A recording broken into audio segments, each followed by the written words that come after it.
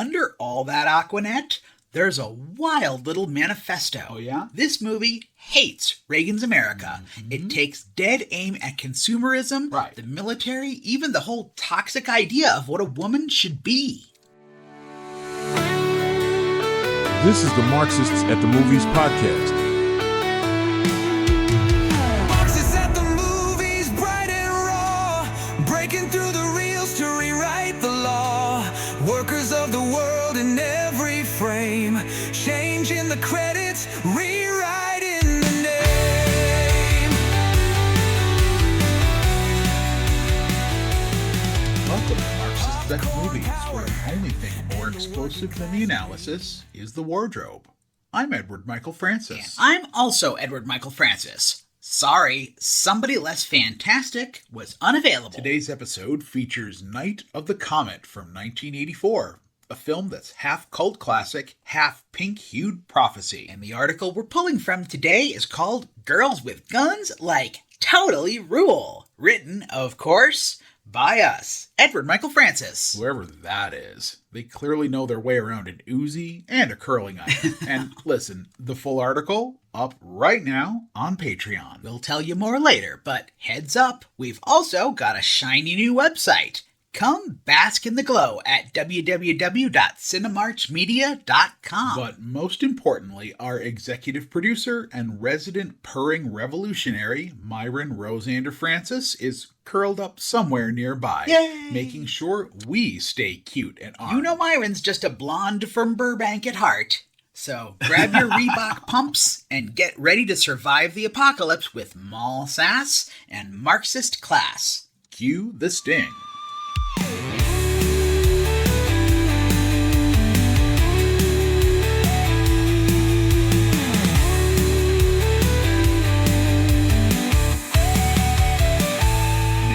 You're new here, you need to know Marxists at the Movies doesn't do spoiler warnings. We do anti-spoiler warnings. Correct. Why? Because spoilers are capitalist horse hockey. Bingo. A marketing gimmick dressed up like etiquette. A tool to manufacture scarcity around stories that actually just want to be shared. So here's your heads up. We're not protecting intellectual property. That's right. We're torching it. If that's a deal breaker, exits to the left. Thanks for your attention. You heard them. Plot twists are not sacred. And Bruce Willis was dead the whole time. Let's move on. Also, before we dive into the ghoul-slaying, Gurney Mills glory of Night of the Comet, a quick heads up. Listen up. We are an autistic cult survivor with PTSD, and teaming up with AI is our secret weapon for wrangling our brain's chaos into this script's neon-soaked existence. It's like an arcade game helping us nail the high score of Marxist sass. Quite right. All the heart, humor, and Myron the Revolutionary Cat's purrs. That's us. Check our website for the full scoop and our Patreon where we share behind-the-scenes takes on how we produce content. More on that later. Now, let's grab our Uzis and make Reagan's America cry. For me, this movie started on a fuzzy black and white screen. Deep in the cable era, Fox 32 Chicago, late-night reruns that felt more like secret transmissions.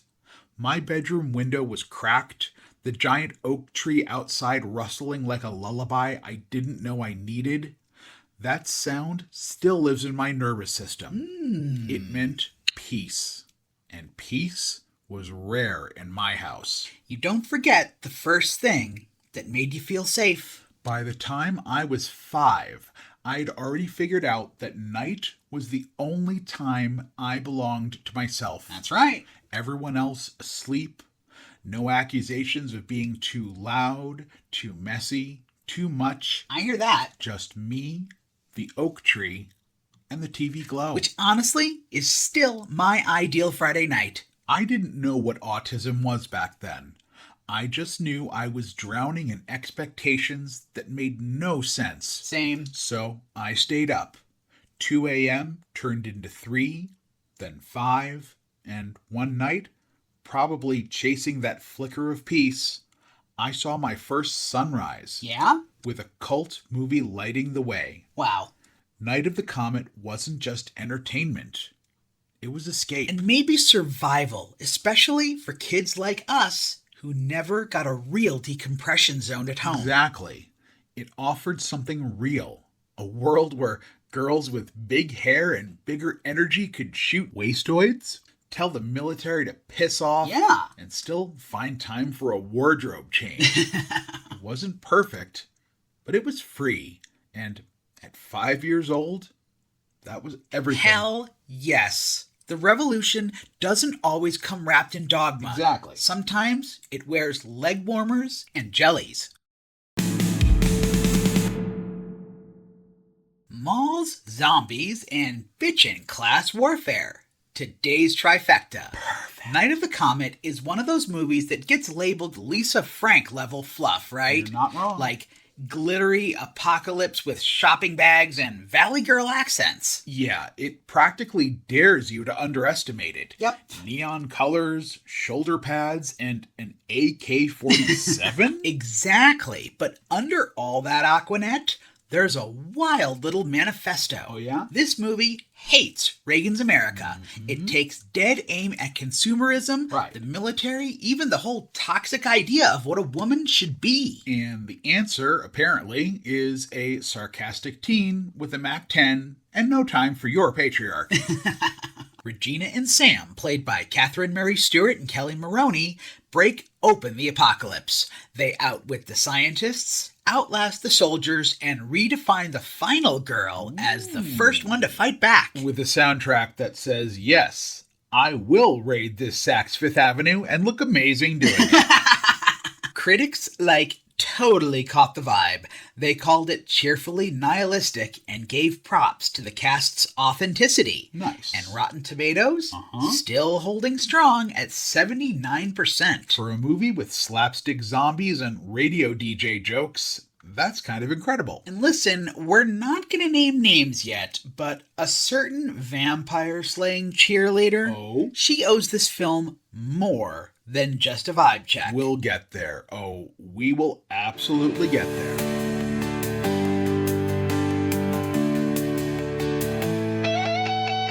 So, let's zoom out a bit and take a look at the gonzo world of 1984. Alrighty. You had Cold War dread, nuclear drills, and mall culture all colliding like a Rubik's Cube on acid. Tell it! Night of the Comet doesn't just nod at that chaos. It throws on a members-only jacket and jumps right in. A dirty beige one that your Uncle Jack was buried in. You know the one. Ew, I can smell the Paco Rabanne from here. Exactly. That jacket smells like Benson and Hedges lights and every other bad decision from 1984. But this apocalypse, it's not beige or boring. What is it? The sky's red. The scientists are shady, and the survivors, they're teen girls who can handle a submachine gun and snag a tube of lip gloss in the same breath. It's the end of the world as they know it, and they feel like kicking a zombie in the teeth. And the camp factor, totally deliberate. This is a neon-soaked screw you to a society that fed kids fear for breakfast. Oh, we would know. Instead of cowering in bunkers, Regina and Sam are making the wasteland their runway. Honestly, I hope I have that kind of confidence at the end of the world. It's coming, folks. Then there's the video game angle. Oh, yeah. Everyone thought arcades were just a waste of quarters or corrupting the youth. But in Night of the Comet, Tempest is training for the end times. She literally learns hand-eye coordination from aliens and pixels. Arcade prepper realness. Forget the military. Give me the kid who dominated Centipede. Right? That's who's walking out of the fallout with style. And honestly, it's not bad for the same year that gave us joysticks. Seriously. Ew. And hey, Halley's Comet was hurling into the zeitgeist too. Very true. People were already stocking up on telescopes and doomsday bunkers. Right? It wasn't due till 86, but the panic was definitely in the air. Definitely. Science teachers were losing their minds. Night of the Comet took that nerdy cosmic curiosity and said, what if it vaporized your neighbors and turned your crush into a cannibal? Boom. From astronomy to apocalypse couture in under 90 minutes. You know who never gets enough credit? Who's that? Catherine Mary Stewart. Yes. She shows up in our childhoods, just crashed through them in glittering boots and blockbuster new releases. The covers were sun-faded, the previews went on forever, but there she was, magnetic, deadpan, and always 10 steps ahead of the boys. Exactly. I think I was maybe 5 when I saw her in The Last Starfighter. Classic. Looking like she casually owned the galaxy, and honestly, she kind of did. Yeah, she gives my first sci-fi crush energy in that one, but stealthily. Right? She sneaks up on you. But Night of the Comet is where she really hits icon status. Icon. Not because the movie's flawless, but because it lets her do her thing. She's not trying too hard. She's just there. Grounded, cool, slightly off-center. The kind of actor who can hold your attention without waving a flag about it. Even with the red sky and the Walking Dead vibes, she stays calm. Like, yeah, I'll handle this. Chill. No big deal. You know, Sarah Michelle Fetters wrote that the Valley Girl satire works because Stewart is the engine that drives the film's weird mileage. And I fully agree. Absolutely. Hollywood never figured her out. She wasn't plastic enough for a femme fatale. Right. And she didn't giggle like the girl next door.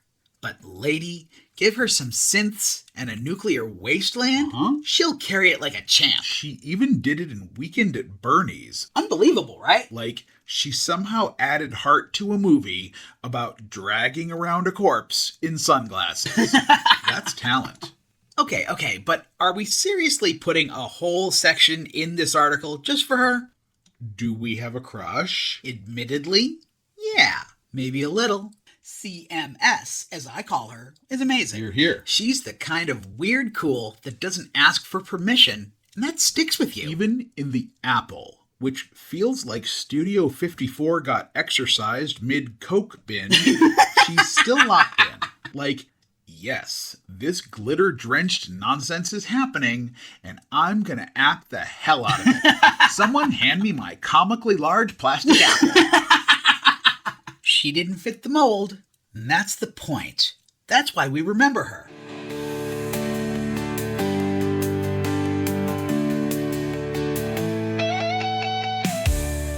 Now let's talk about Reggie and Sam, because they are the movie. Sisters bonded by blood, sarcasm, arcade supremacy, and a mutual knack for thriving in the apocalypse. Quite right. Reggie's the grounded one, all dry wit and practical moves. Sam's the chaos goblin. Yeah. Impulsive, big-hearted, and always dreaming bigger. She And does. the film, it respects that. Absolutely. It doesn't make them find strength. Oh. They already had it. Ah. The world just had to end so they could use it. And the best part is, nobody's trying to fix them. Not even the supporting cast, like Doris. Right? That mom is pure pre-apocalypse poison. She really is. Gone by Act 1. Bye, girl. Right? And then there's Hector. Oh, yeah. Robert Beltran just strolls in, fully chill. He doesn't try to dominate or play savior. He listens. He Imagine. supports. He vibes. Variety called him quietly magnetic. And for once, I agree with Variety. It's kind of wild. Every character, even the disasters, revolve around the girls. Yes. They're the sun in this weird red sky solar system. And they take up space unapologetically. Yep. Reggie's arcade training turns her into a tactical boss. Preach. Sam's cheerleader pep makes a survival instinct with teeth. Doomsday, baby. They don't survive because they're sweet or virtuous. Nope. They survive because they're smart, resourceful, and just a little bit dangerous. And because they don't wait for permission to fight back. We'll return right after this. Each flickers with a revolutionary beam. The heroes rise from the factory floor, challenging the scripts and demanding more. Welcome back. So let's talk plot, but like actually talk plot. Talk to me. We kick off with Regina slaying it on a Tempest machine, aka the best cabinet game of all time. Beep, beep, beep. Don't fight me. Her boss, furious, not because she's behind, but because she finished her work and dares to have fun. Anything but that. That's capitalism's whole vibe right there. Produce, obey, no joy allowed. Indeed. But Regina's not just gaming. She's training for a future no one else sees coming. And when the world ends, it happens fast. Real fast. Comet swings by, people turn into dust or flesh-eating weirdo zombies. Republicans? Survivors, only those behind steel, like Regina in a projection booth, or Sam passed out in a shed after an epic family fight. But No crying in the corner, though. that's right. These girls wake up to a red sky and just go. Precisely. Instead of trauma montages, we get a department store gunfight set to girls just want to have fun. We get Sam tossing out legendary lines like, Daddy would have given us Uzis. Love that. That was ad-libbed, by the way. Wow. Icon behavior, Kelly Maroney. But underneath the jokes, there's grief. Quite right. Quiet, sneaky moments where it slips in. Uh-huh. But they don't drown in it. They flirt, shoot, make plans. They're living. Then Hector rolls in. Trucker energy, not trying to steal the show, just vibe with it. Chill. But the real villains? The scientists. Yup. Classic bait and blood switch. They promise help, but they're just harvesting survivors to save their own half-rotted skins. Mary Warrenoff as Audrey White? Oh. Bone-chilling. It's institutional decay with a clipboard and a syringe. Uh-huh. And when that final twist hits, Oh, yeah. Sam's not dead. Right. Just hiding in a trunk like a blonde badass. What a twist. It rules. This movie is about torching the old rulebook and writing your own. One confirmed kill at a time. Okay, but we have to talk about it. The one scene. What scene? The only one I hate. Oh, no. Is this about him? You already know. Ugh. That smug little twerp who rolls into the final scene in his shiny red Coke jag like he's the prize at the end of all this. Mm-hmm. Catherine Mary Stewart's been through hell, and we're supposed to believe that that guy's her prize? Look. He pulls up like he just got lost on the way to a Jolt Cola shoot. I mean, he's got nice teeth. Yeah, well, so do lizards. Actually, I don't think they do. Whose side are you on anyway?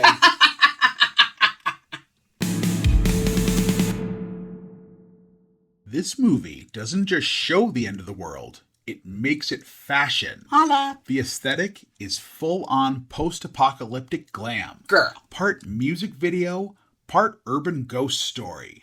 We've got neon skies, deserted freeways, and girls in off-the-shoulder tops Hot. toting rocket launchers like it's just another day at the Glendale Galleria. Honestly, it shouldn't work, but it totally does. Right? The whole thing looks like someone dropped a fog machine and a Max Factor palette on top of a John Hughes set. There's this hazy red magenta filter over everything, like the end of the world got caught in a Lisa Frank fever dream. And somehow, it looks expensive. Which is wild because the budget? Tiny. Barely enough to cover a Jackson 5 Pepsi commercial. Yikes. We're talking $700,000. That's it? And somehow it looks like 10 times that. Those wide, eerie shots of a completely empty Los Angeles? Stunning. Total cinematic gold. Oh, agreed. You could frame half this movie and hang it in a MoMA exhibit called Lo-Fi Survival Chic. Arthur Albert, the cinematographer, did not come to play. Nope. He asked the visual question, what if Adrian Lyne shot the apocalypse? That Comet afterglow, it's a whole mood. Gorgeous. You've got this soft, powdery glow around the edges of destruction, like the world's ending, but wants to look its best for the occasion. It's giving dystopia, but bring blush. Revlon Tawny Peach, specifically. And Cyndi Lauper's Girls Just Want to Have Fun blaring over the mall shootout. Iconic. It's capitalism crooning its own tacky requiem as the ladies mow down ghouls. Totally. That bubbly pop jam over Mall of America chaos is pure irony. Bitter even. Girls having fun by torching conservative consumerist fantasy with Uzis? It's 80s feminism with a switchblade edge. Regina and Sam don't shop for freedom, they shoot for it. Right. And Cindy's tune seals the deal. Classic MST3K energy. Quite. Slap a peppy hit on an apocalypse and watch the patriarchy squirm. Lauper's a comrade. And the fashion? Girl. 80. This is not Mad Max grimy desert wear. Nope. This is We Hit Contempo Casuals, charged it to Mom's American Express green card, and now we're ready to hunt the undead in frosted eyeshadow. Fingerless gloves, chunky belts, a banana clip that says, I survived, and I look fabulous doing it. Sam's entire vibe is Becky meets Stallone, and I'm obsessed. And Reggie? Her fits walk this perfect line between practical and punk. Right. They're not trying to look hard. They're just being themselves. That's what makes it slap. Indeed. The film doesn't say, you gotta be masculine to survive. No. It says, come as you are, and bring a cute jacket. And maybe a little eyeliner. Exactly. It's a visual philosophy. Right? This movie serves end times with attitude and reminds you that femininity is armor in hot fuchsia.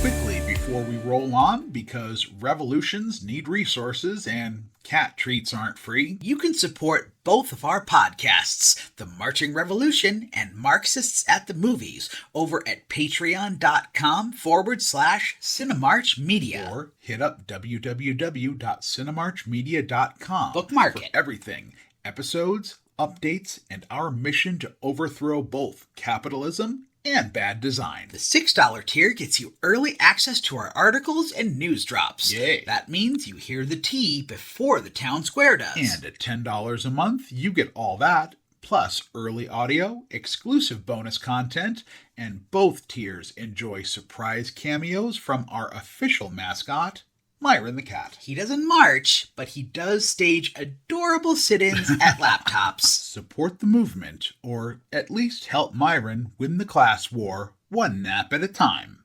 And I didn't tell you this, but there is a special Easter egg hidden somewhere on our main page. Ooh. If you click it, it'll do something fun. Wow, now I'm going to be searching all night.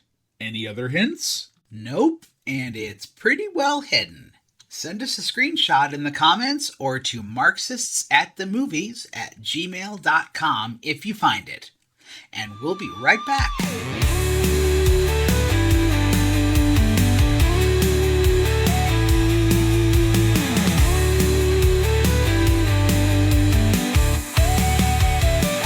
Welcome back. So, critics didn't just like Night of the Comet. Yeah? They grabbed it by the little fuzzy tail and rode it to Jupiter.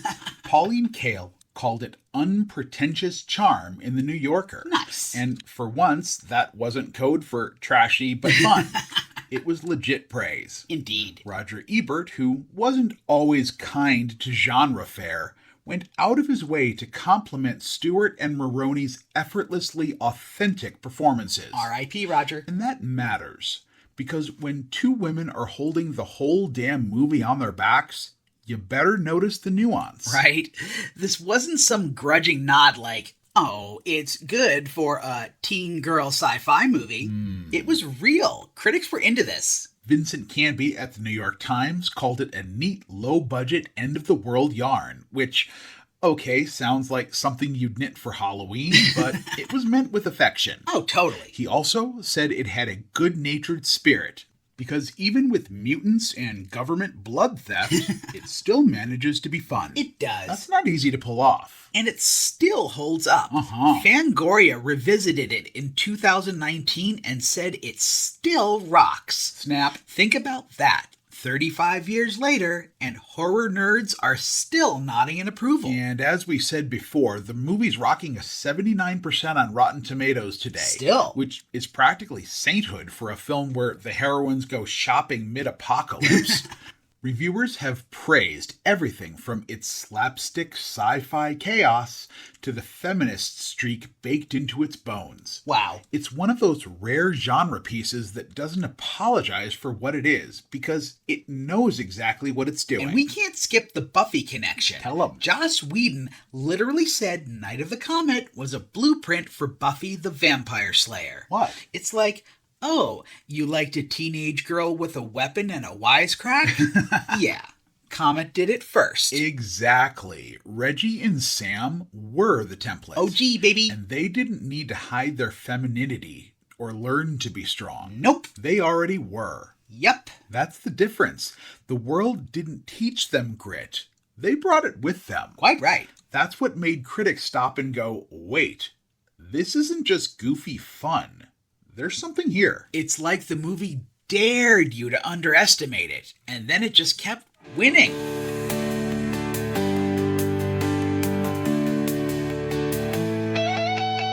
So, final thoughts? Night of the Comet is a manifesto. It rewrites the apocalypse rules. No military hierarchy, no survivalist machismo, no worship of collapse. Just two girls, some big hair, and a serious refusal to go quietly. The movie doesn't mourn the end of the world. It laughs, shrugs, and raids the makeup pile. Preach! It's not dystopia porn. It's optimism in a miniskirt. And it's feminist as hell without trying to be respectable about it. That's the secret weapon, isn't it? Quite. The film doesn't shame Reggie and Sam for being girly. It celebrates it. Precisely. The eyeshadow stays on. The jokes keep coming. The Tech 9 gets cocked. This isn't survival by erasing femininity. So right. It's survival by weaponizing it. You know what's wild? What's wild? It saw the future. It did. Before TikTok aesthetic breakdowns, before Twitter feminism, before everyone decided malls were dead, this movie already knew Hot Topic was a battlefield. Joy was resistance, and video games were training. Exactly. It's post-apocalyptic Marxism in hot pink. Smash the state, raid them all, waste the zombies, and keep your Dr. Pepper lip smacker locked and loaded. Because sometimes liberation looks like a cheerleader with a crowbar and a plan. Final rating? 4.5 out of 5 hammers and sickles. When the world ends, the girls will be the last ones standing, and they'll look fabulous doing it. So, what did we learn today? We learned that if you survive a comet apocalypse, your priority should be kissing potion lip gloss, sawed-off shotgun, high score. We learned the best place for a plot twist is in the trunk of a Buick, but don't try that at home, kids. We learned mall fashion is combat ready, and yes, scrunchies are tactical gear. And we learned that Catherine Mary Stewart could lead a rebellion, balance a checkbook, and land a spaceship all before breakfast. I've learned that Reggie clearly has a type. Oh boy. Douchebags who work at movie theaters who don't even know Superman's powers. Naturally. Her taste in men is already on thin ice. And then that weasel in the red sports car swoops in and steals my sweet Catherine Mary Stewart like she's a plushy prize from Six Flags skee ball. Sweetie, again, just a movie. I'm just a they in love, okay? I know, hon. I know. Life is hard. But seriously, Night of the Comet reminds us that strength doesn't have to look macho, that humor, style, and sisterhood can be revolutionary too. If you want to keep this revolution going, support the cause by visiting patreon.com/Cinemarchmedia and cinemarchmedia.com. Visit today. Every bit helps us keep making the content capitalism forgot to monetize. This has been Marxists at the Movies, where the end of the world comes with a killer soundtrack and better outfits than the resistance deserves. Bye. White lights dim down low. Thank you for listening to the Marxists at the Movies podcast. Don't forget to like and comment. From shadows deep and screens ignite, the proletariat